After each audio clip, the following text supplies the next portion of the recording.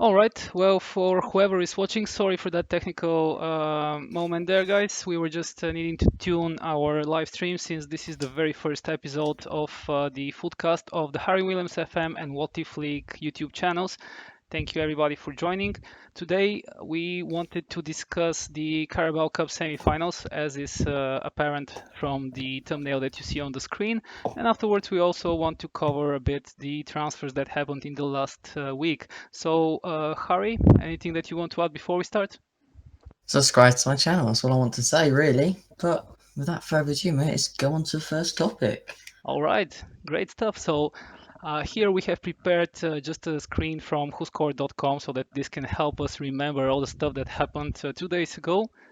For whoever hasn't watched the game, we just wanted to give you guys a quick overview of the events. So, Harry, what did you think about that game? No, I thought it was actually a good match, but on the live stream, mate, right now, it says you're looking at your channel. It's buffering. I think you lost bandwidth or something. Oh, this could be because we are talking as well, but it. Oh no, it's alright. I'm refreshing up and it seems like it's working. Okay, well, good. Yeah. I thought it was an interesting match, to be honest, but I think there were points in the game where Bristol City had a chance to win it and Manchester City had a chance to go absolute miles in front, if you get what I mean. Absolutely, yeah. And I think that Kevin De Bruyne was really the star player at that game. He was doing whatever he wanted, at least when City were in attack. But you're absolutely right. Bristol had their chances, and with a bit more luck, they could have scored another goal. But I believe that Smith from Bristol City was actually the best player, the way he played in the right back position. well, yeah, he didn't allow Sane to roam too much. I think that was a big accomplishment from his side because we know that Sane is a very little player in his day. But all in all, Bristol were really limited to long balls and crosses, corners, which really, but they did take advantage twice. So fair play to them. They did. But the thing is, after the first round, well, the first leg, you could say, when they played Manchester City at the Etihad, I believe it was in the first leg, Yeah, they set themselves up perfectly, getting that away goal and everything to go for it on Tuesday night. But it was quite disappointing, and I think the manager could agree with me here because of they sort of sat back and hoped to try and get them on a counter or some sort of break.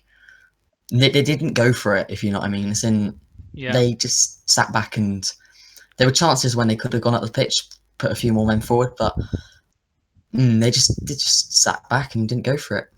I think that's the fear that Pep Guardiola's team has instilled in every opposition because there are very very few teams I would say in Europe that would go to Manchester City and try and attack them even when they play at home. Well, Not everybody can do Liverpool, you know. but I think though that's what the manager will be afraid about because of that. If you think about it, in the Premier League, Bristol City have been battering teams. I mean, not Bristol City, sorry, Manchester City. They've been going around to teams and beating them 7-0, 2-0 at the beginning of the season, like Crystal Palace, etc., and stuff like that. But then that's the one proud thing that Bristol City can take out from the game. They did go and they went to the Etihad. They only lost 2-1. Manchester City came to their stadium. They only lost 2-1. So that's one proud thing that they could actually take out from the game, which I think they could build on for the rest of the season and their promotion push. Absolutely, and I think that they should be very positive. Eliminated Manchester United, then went very, very close with City, and all in all, very positive performance from Bristol City this season in the Carabao Cup. There will be a few players on the higher teams list. I guarantee you, after that performance, they'll get scouted. I guarantee you, because of if you can play like that against Manchester City, especially in the first leg. I can't remember who it was, but there was a guy there that I was watching, and I believe it might have been Smith, if I'm I if think I'm it was right. Smith. I think you're right. Yeah, And he absolutely went out there and didn't have any fear at all, and he was going for it really. So yeah, he he'll put his name definitely out there. But walks. And on the other hand, Magnusson, for example, I'm not sure if you remember, but Magnusson was the guy that made the mistake that Bernardo Silva stole the ball from him in the 6-yard box. Yeah, and but then that is the passes facts Sané. that you get with a team which isn't in the Premier League. You do get those mistakes, but they were hoping for one of those nights where you get, like the luck is on your side and you get that one lucky break where you can go along and win it and just rely on those sort of moments and goals. But it was a Yeah, shame for Bristol City, really, because it would have been nice to see them in the final. That would have yeah. been particularly nice. But oh Well, well. next year. There's always next year for them. Plus, they need a pat on the back for the performance in both these two games with City and before that with United. It's really tremendous stuff from a championship team to go ahead and just try to take everything from such a game. Yeah, it is indeed. And the fact that they could actually go into that game and the fact that they beat Manchester United, that's what disappoints me. So they can go and beat Man United and put everything on the line there. But then when it comes to Manchester City coming to their stadium, they didn't attack. Yeah, but That's what annoys me. we need to put things into perspective. City are much more creative than United at the moment, at least. And I think if you look at the stats at the moment here, you can see that they had 28 shots in this game, which is tremendous stuff. 28 shots compared to the 5 that Bristol made. But it's like Football Manager. You get those shots and some of them don't go in. When you get the opposition, where it's like bit of spoilers for all of you that are going to watch my Manchester United episode Career Mode later. I actually played Manchester City for the league derby, and Manchester City, they battered us. 18 shots, we had 3. We were playing away from home as well, and yet we still managed to get a draw out of it because we went from we took the lead actually with Lukaku on a lucky break. It was our first shot of the game in the second half. They had already had like 9 by then, but then it was luckily in the 90th minute which they got the goal. Which Bristol City, they were relying too much on today. They were relying on that chance of the dreams coming true, doing the Leicester sort of thing, but in the League Cup or Carabao Cup if you want to call it like that. Yeah. And it just didn't work out for them. Well, not everybody can be as efficient as Mourinho's United, you know. You know those escape games we play? Yeah. You can actually physically do them. Ah. And there's one coming to Stratford. Nice. So just Through that microphone. looking at the stats before we move on, you can see the dribbles is something that I was really surprised to see equal amounts of dribbles from both sides. 16 dribbles from Bristol City. I must have missed that when I watched the game, to be honest. Yeah, sorry about that. That was my mother. It's all right. Right. But Flint, he did do well in defence. But he on the 6.4, he did make a few mistakes. I looked at it after when I think he made a miss kick at one point, which did lead up to the silver goal coming later on. Gundogan, though, when he came on, he played well. I'll tell you that. Absolutely, and they switched styles. They started play without a striker, which was not the first time that City do it, but it was very interesting to watch their movement up front. It was indeed. But when's Gabriel Jesus coming back from an injury?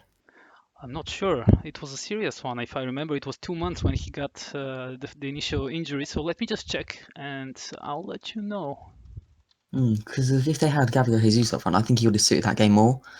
Because it was more of a technical sort of game, not that's the wrong word really, more of a skillful game than passing ability sort of thing. Okay, I'm just reading that. So in the Independent, Guardiola has said that Gabriel is going to undergo further examinations in the coming days, and they still do not know to what extent his injury is. So still unknown. Apparently, it's not as minor as some people thought. That's I guess you could say that with the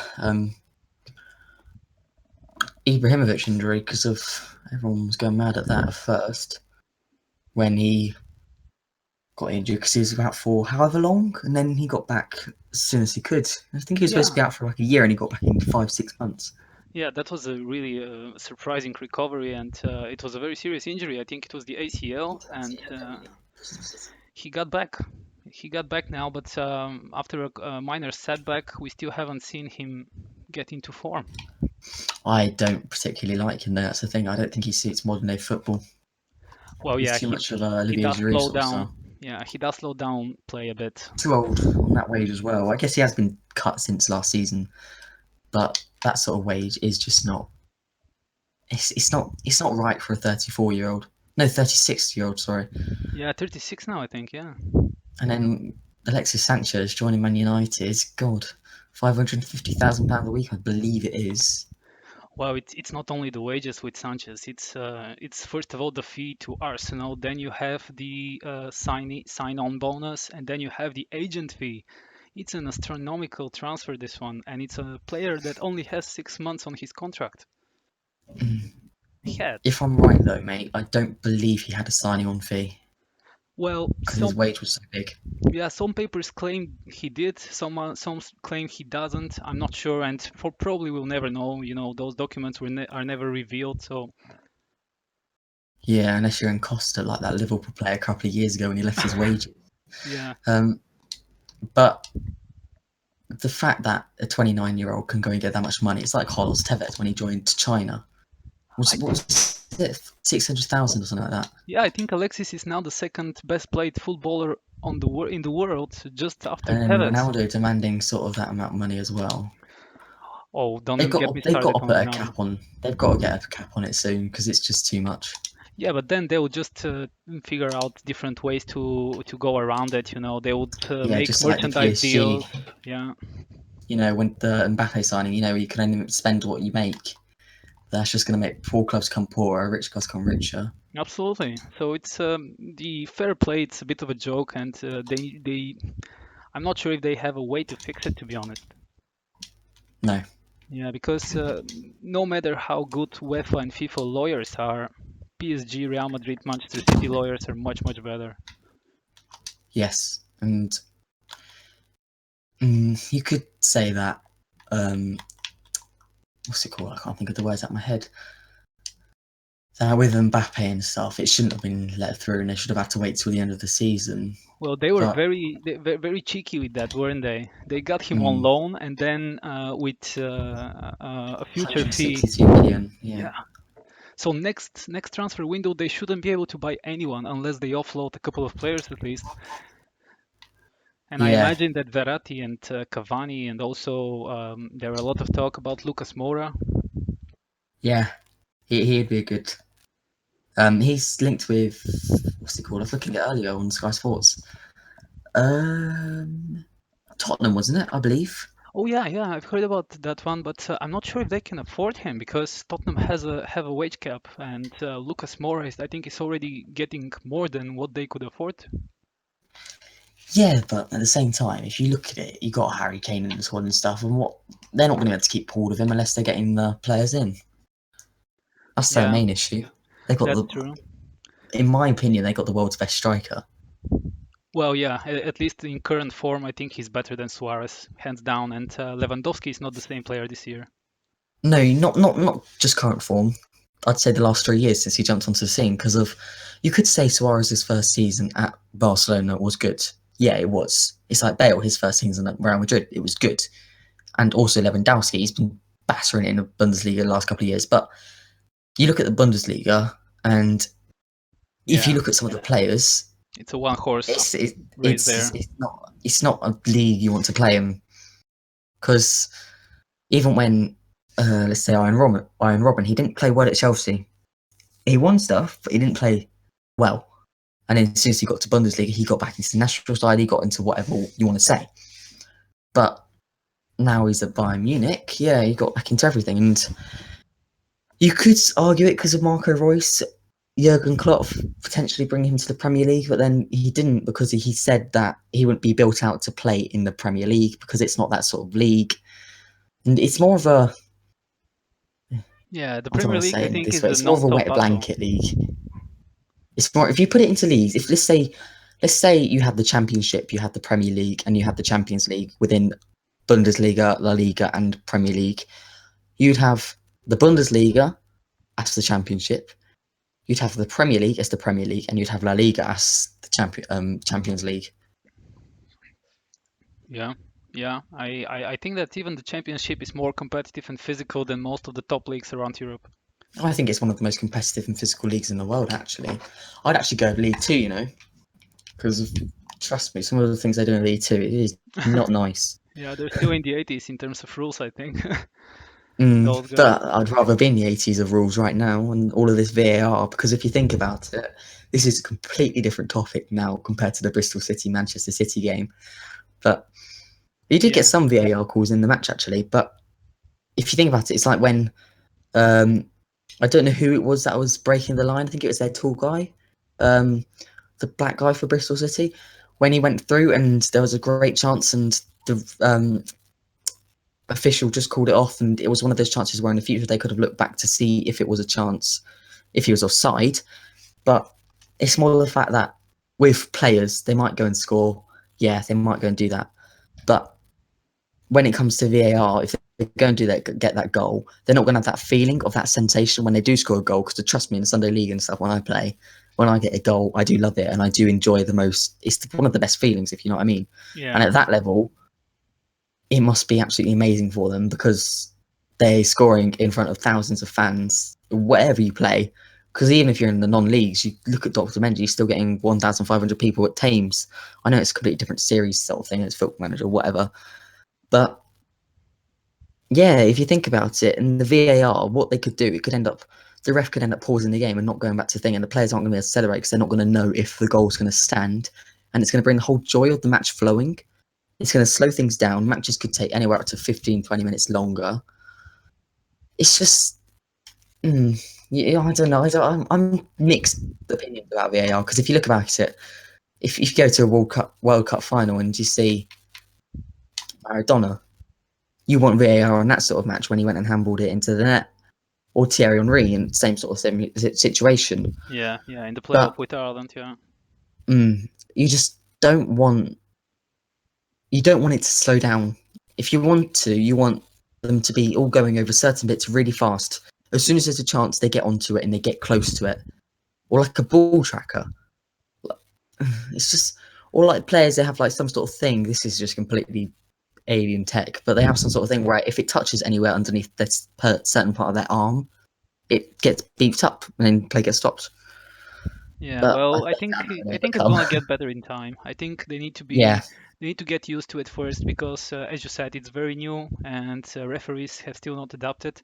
For example, there was the Chelsea game in the last round where the VR referee actually made the right call, but the on-field referee decided to ignore him, and that's the kind of thing that I don't think they even thought was possible, but there it was. So they need to get used to it. They need to find a way to make the game flow without unnecessary interruptions. But we'll see. We'll see. For me, there is a bigger problem with players non-stop trying to challenge the referee. I really hate when that happens. Yeah, that is my biggest hate. Yeah. Because of you see some of the videos, they come up and they spit on them and everything. Did you see though? Massively off topic on BT Sport the other day when they put that video of that referee in, I believe it is the French league. The player accidentally tripped him up for no reason, and the referee goes and lashes out back at him. Yeah. God, that was great. Did you see that? Yeah, I think I saw that one. And there was a similar one years before, somewhere in South America, I think it was, when a similar situation, a player tripped the referee, and the referee totally lost it and gave him a red card. And I just don't understand it because of. I do wonder why, because of these refs, they get such grief from these players, and it doesn't do them any favours because they're just going to want to book them even more. And you see N'Golo Kante, he didn't give the ref any grief what at all in the match last night against Chelsea, and so he didn't get a card. When you look at Luke Shaw, he gave the ref a lot of grief, and the ref said to him, "You've got one more warning, and then he'll get a card." I don't know if he did actually get the card in the end of that match. I don't think so. No. Yeah, but some players really they think they can do it. I'm not sure if it's something that it's trained in them or it's part of their character. I really hope that they find a way pressure to. Of the situation. If you get all those fans, this say for Sergio Ramos at Real Madrid, you have 80,000 people turning up to watch you in day out, and then you go and make a bad tackle or something. You don't want to act like it's all your fault and be like, "Oh, sorry, yeah, just have the ball." You want to put a point up. You want to show you that no, this is our ball. Yeah, but on the other hand, you can see that these things are happening much more in the Latin leagues, so to speak. If you watch La Liga, if you follow La Liga regularly, you would see that every game this happens at least 5 times a game. No, because of you could use 2 points of argument here. We could go on like this for hours, but because I follow La Liga because of I support Real Madrid with Manchester United because Gareth Bale is my favourite player of all time. And even when he did get the goal the other day, there was no testifying it, even though the fact that it did look like he was slightly offside. And you could...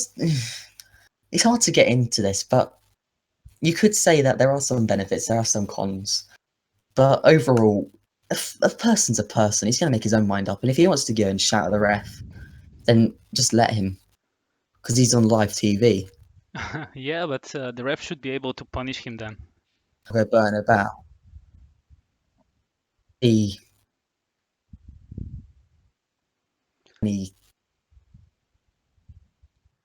going to have be what we make a mistake by him, then you're not going to.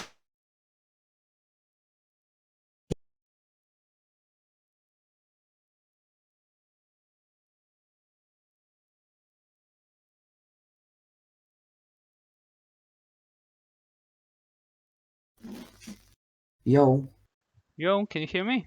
I think I lost you Oh, for a yeah. second there. Yeah. All right. Mm. Just to get back on track, because we really got sidelined a bit, I just want to switch to another screen here and quickly go through Opta Joe's stats for this game. I think it was very funny what those guys always manage to find for every single game that is being shown on TV. So Yeah. you can see here, Leroy Sané has either scored or assisted in 5 of his 6 appearances for Manchester City this year. So this is 3 goals and 3 assists. I mean, talking about key players there. Yeah, but look at those fixture lists. The only game that is to stand out one there is Liverpool. Because of Bristol City, no offence to them, they played amazingly, but they're not a team that you're going to expect to win. And you've got Newcastle, newly promoted. They got relegated the season before that. They're not a team that you expect to win. Ignore Liverpool, that was a fluke. Yeah, but on the other hand, you can Bristol only City beat... game, he didn't score. You And then you can- see Burnley, they're a relegation candidate. And then Watford losing their manager all the time. I don't get why they just go through so many managers. But yet, they're not another team that you expect to win.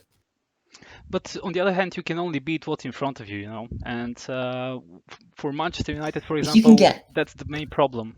Being Try and get consistent. Leroy Sané's stats out for the whole of the season and see how he did in front of Man United. See how he did in front of Chelsea. See how he did in those sort of games. So I guarantee you his rating is an average of a 6. Could very well be, and this is something that we might check later. On the other hand, you can see Kevin De Bruyne has provided 14 assists in all competitions this season, more than any other player. He is an assist machine, honestly.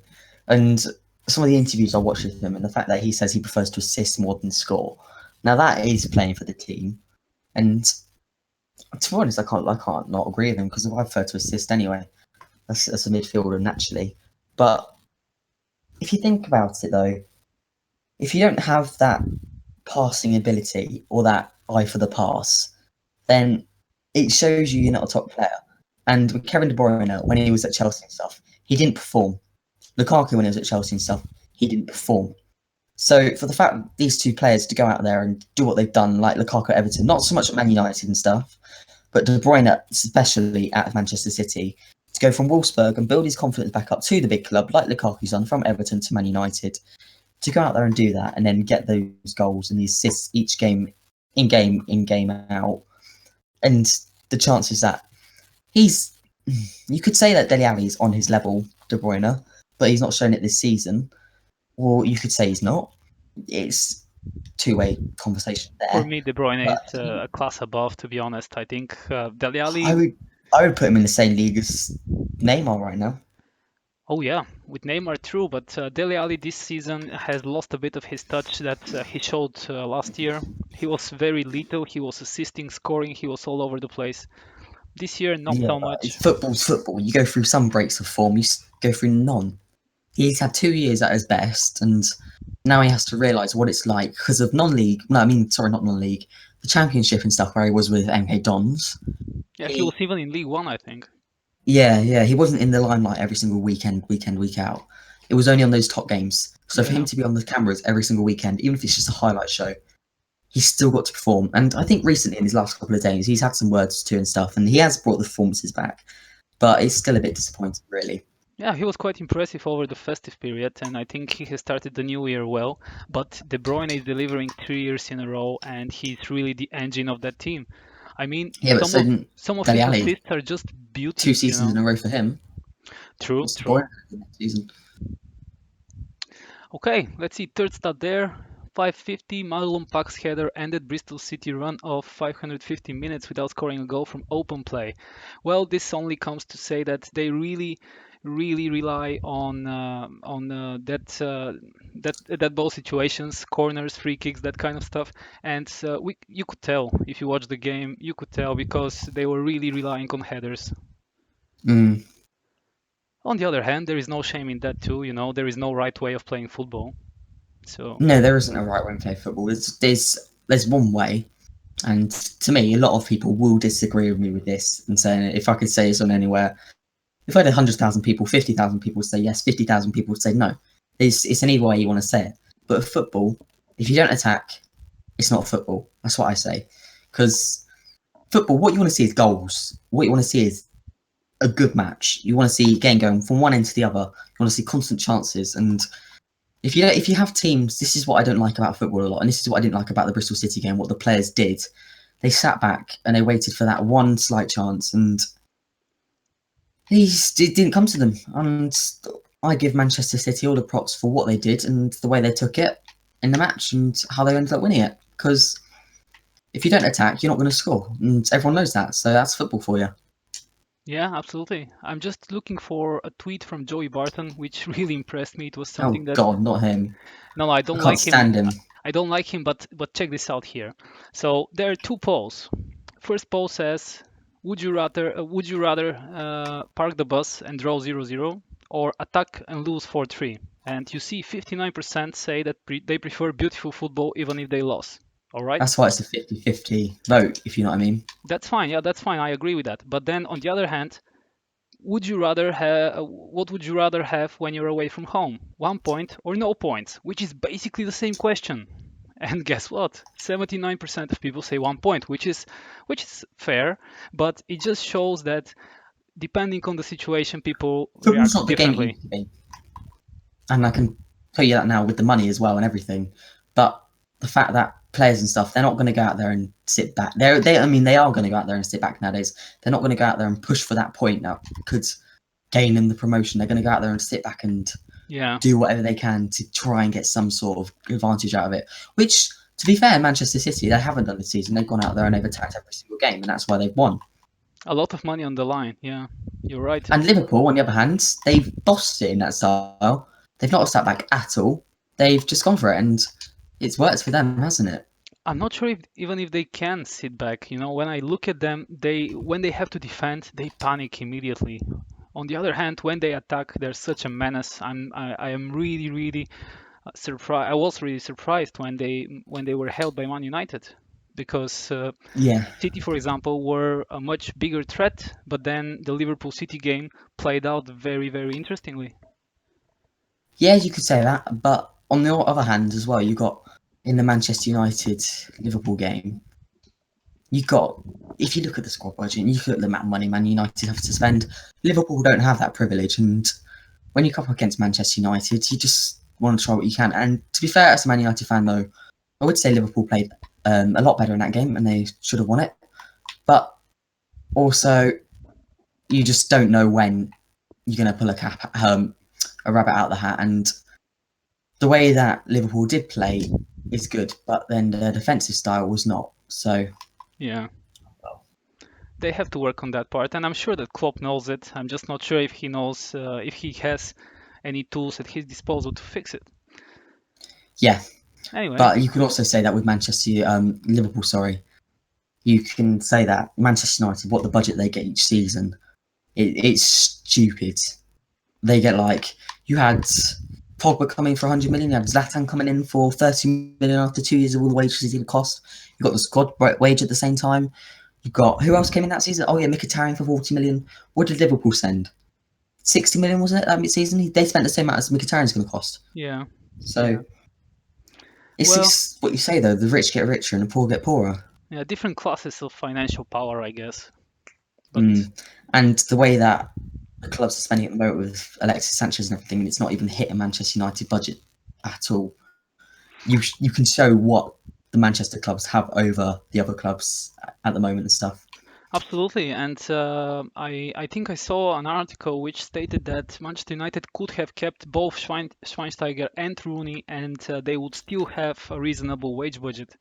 That's just phenomenal financial power. I saw an article where they said they could have the whole of the Real Madrid squad and Barcelona squad asking what they wanted to and still have a reasonable wage budget. I'm not sure if the financial fair play would stand, but anyway, they can sign a new deal. You've seen Ronaldo's transfer clause of what it would cost him if they were going to get him on his release course. 900 odd million, was it? 887 or something like that. So they need to address it. They need to sort it out, because otherwise at Rio, not Rio, sorry, that was the last World Cup, at Russia, it's going to come to Russia and footballers going to play well. You might have Renato Sanchez doing well again. You don't know who you're going to get, and football's just going to go out of hand again, and you're going to have some players going for a stupid amount of money, and you don't know what you're going to get.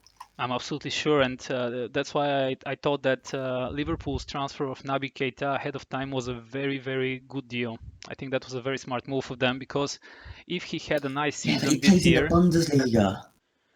Yeah, but on the other hand, Mbappe was Who's playing come from the in Monaco. Bundesliga and done well? I'll tell you one thing, Renato Sanchez, he's done worse than he was at Bayern Munich. Oh yeah, but I think Renato Sanchez in general is a flop.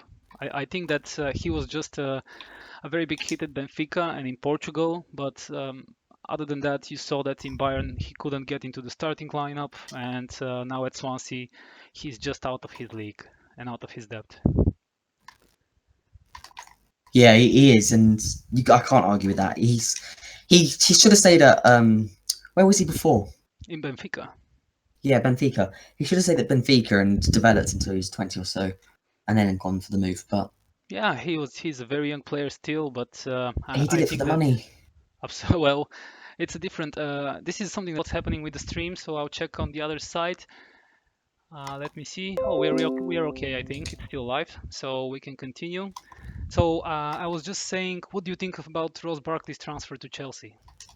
Good move. Good for him, good for Chelsea, or both? Good for all of them. Maybe not even. They get 15 million before his contract expires, and Chelsea get a player with bags of potential but hasn't sadly shined. And do you think there is some truth in the rumors saying that Chelsea made him wait 6 more months so that they can get 15 million of his price? Yeah, it's absolutely true. Yeah, I also think so, and I'm really pissed that such things happen, because I'm sure that Everton could have used those additional money, although they have a very rich owner now. Yeah, but Ronald Koeman messed everything up for them, spending however much money he did and then doing what they did. I still cannot believe they bought 3 number 10 players at the same window, and they had Barkley already. Sandro's not a number 10, he's a complete number 9 in my opinion. He's bags of potential, so I think he just needs a chance. Yeah, I'm not speaking about Sandro, but if you think about Rooney, there you have Rooney, you have David Klaassen, and they also bought Sigurdsson. Sigurdsson's more of a winger, he's more of a number 11 in my opinion. Yeah, he can play in all 3 advanced positions, but he deserves to go to a club like Chelsea instead of Ross Barkley. Well, he went to Tottenham, didn't really make it there. Yeah, but he was so young, wasn't he? But at Tottenham, it's very difficult, I think, because Pochettino is a very demanding manager. If you perform then you're lucky. And what about Eriksen? I think Eriksen is Barcelona bound. He is, but on the wages he is at the moment, he's definitely looking likely because of the fact that I think he's on 75,000 a week. Is he? Well, I know that Tottenham have is. very low wages, but this is just insane considering the wages that players at United, for example, are taking. Yeah, and it would be nice to see Eriksen at a big club, but I don't think it's looking likely anytime soon, considering the fact that Pochettino, what he does with the players and stuff. So yeah. And would you like to see Pochettino leading Manchester United in the future? No. You don't like him? No. I think he may be overburdening his players, but he's really overachieving with what he has. He's doing well, but he's not doing great. He should have won the league. Yeah, But he should have come second for Arsenal snatched it. He should have done. You can say he should have done a lot of things, but he hasn't. yeah, and then in the end, you're right. Everybody just wants to see where you won, the trophies you won, and unfortunately, he has none of those. He should have won a trophy by now, even if it's just Carabao Cup or like when the Capital One existed, that sort of trophy or something like that. At least they are also dominating in the Champions League, and I hope that they get to progress. I usually support all of the English teams, so I do Apart wish from them. Manchester City for me. Well, in Europe, I am for Manchester City too. As long as they don't clash with another favorite team of mine, I'm fine. I Who do don't you care. support, bud? Then the really hot news now. Mourinho signed an extension.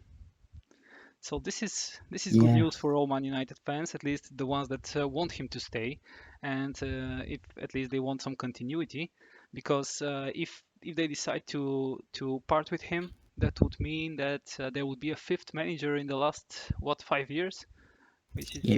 You look at Watford having 19 managers on them in the last 2 years. yeah, but that's just crazy, and I still cannot understand why they let go of Marco Silva.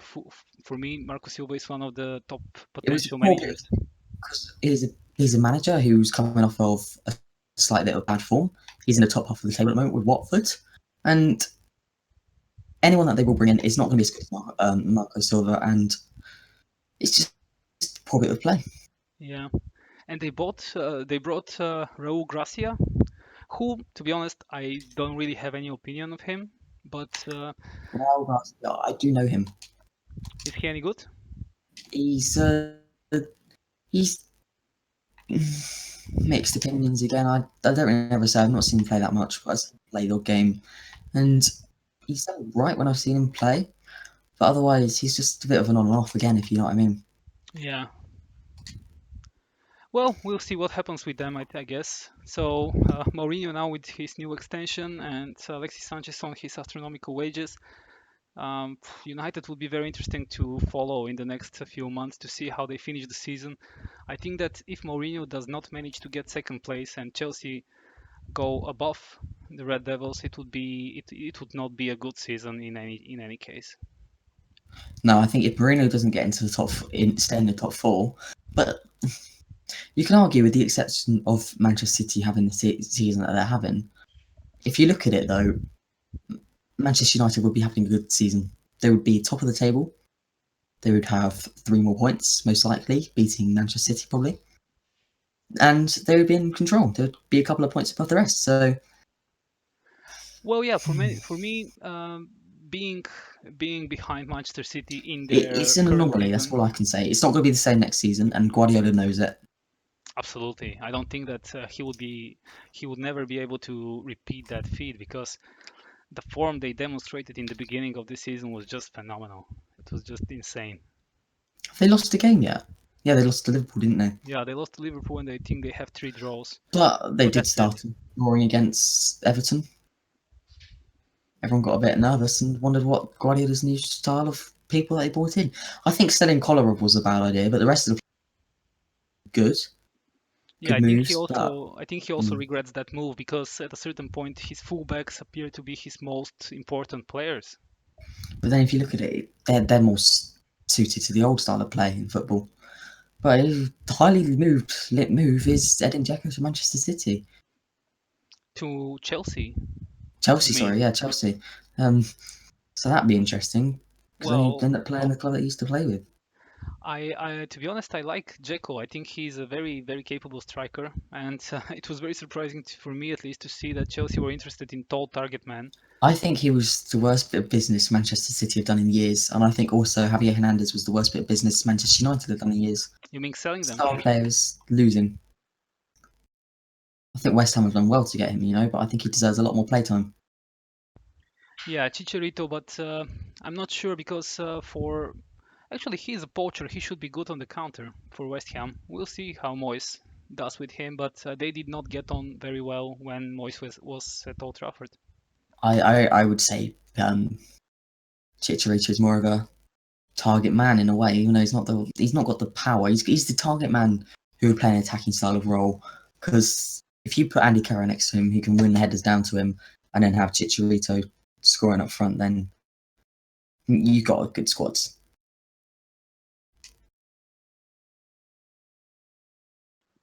Yeah, I think that Chicharito really didn't catch a break in his career. Maybe only at Leverkusen, but otherwise in England he did not really get to the Oh, he right won at place at Man the right United. time. He was the worst transfer business they've done in years. Selling him. Yeah, yeah. Well, who sold him, by the way? Was it Van Gaal or was it Moyes? Van Hal, I believe, just when he came in. Or it was Moyes' last bit of business. Either way, really bad business. You're right. Especially considering the crisis that Van Gaal found himself without a striker. Although that led to one of the best things happening in his reign, discovering Marcus Rashford, but still. Yeah, but he was already on the bags for a couple of weeks by then. Oh, well, a couple of months, but he's got bags of potential. But then if you class him with Kylian Mbappe, you've got Marcus Rashford, who's a top class player who could end up like Harry Kane. You've got Mbappe, though, who's a world class player who could end up being Ronaldo. True. And what do you Well, think? one more question though before we have to end it. Who do you Yeah. prefer, Ronaldo or Messi? Wow, that's not fair. I don't really like Barcelona, but on the other hand, if I have to speak about pure football talent, I think Messi wins. You got the exact same opinion as I do. Yeah, I don't like Barca, but although Ronaldo is an absolute professional and he's an athletic beast, so as an athlete, nobody is above him. But as a football talent, I think Messi and then everybody else. Yeah, agreed. All right, mate. I think that was quite nice, and we managed to go over it without too many technical problems. Apologies for everybody who saw that buffering sign all the time. We'll try to make it better the next time. So with that, I think we can wish everybody a good night. Don't forget to subscribe and follow our channels. We'll Yeah, mine will be in the description down below, guys. absolutely we'll leave links in the description so that you can follow us. Thank you everybody once again for watching, and that's it. Peace. All right.